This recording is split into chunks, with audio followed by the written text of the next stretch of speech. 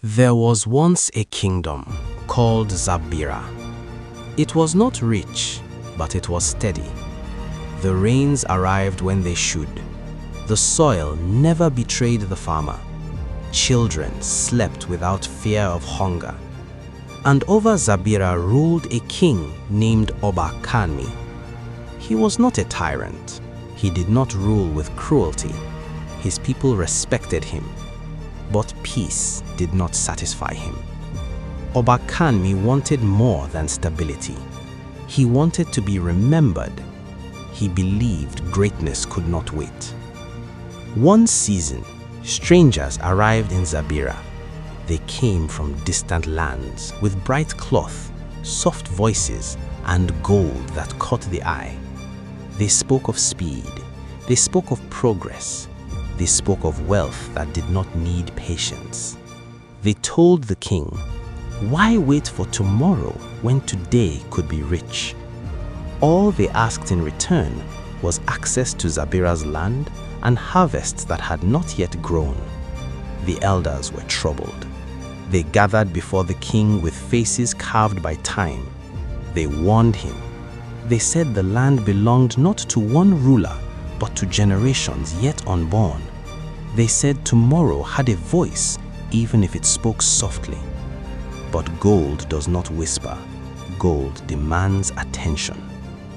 Oba Kánmi stood between warning and temptation. He imagined a kingdom transformed, a palace taller than memory, a name that would not fade. And in his desire to be remembered, he stopped listening. He agreed. With one decision, he promised years he would never see. He signed away harvests still sleeping in the soil, labor of children not yet born, and strength the land would one day need. The gold was carried into the palace. Drums sounded. Zabira celebrated. But that same night, as the kingdom slept, the wind changed. Far from the palace, the soil cracked quietly. The river pulled back from its banks, and an old elder, awake before dawn, whispered, "The future has been touched, and it does not forgive easily."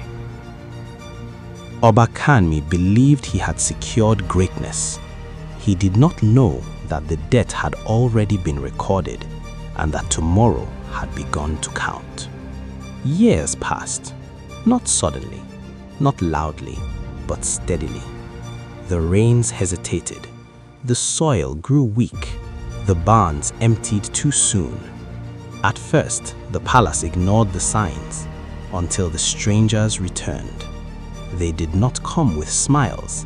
They came with memory. They reminded the king of promises made long ago.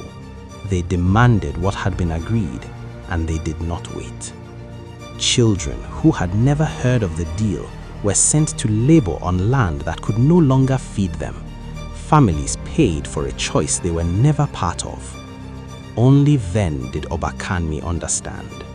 He had not sold land. He had not sold harvests. He had sold time. One night, the king walked alone through his palace. He touched walls built with borrowed years. He listened to silence where praise once lived, and he called an elder. His voice was no longer strong. He asked, "Can a king buy back tomorrow?" The elder answered, "No, my king. Tomorrow is always paid in full."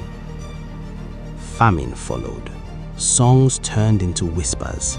Respect turned into blame. Oba Kánmi died wealthy, but poor in legacy. Yet his story survived, and parents taught their children a lesson carved from regret. Never trade the future to decorate the present, because today passes, but tomorrow remembers. Thanks for listening today. I'd really love to hear from you, so go ahead and comment below which story you want us to talk about next. Your ideas matter here. And if you enjoyed this episode, don't forget to like the video, share it with someone who might enjoy it, and subscribe to the channel for more stories like this. I'll see you in the next one.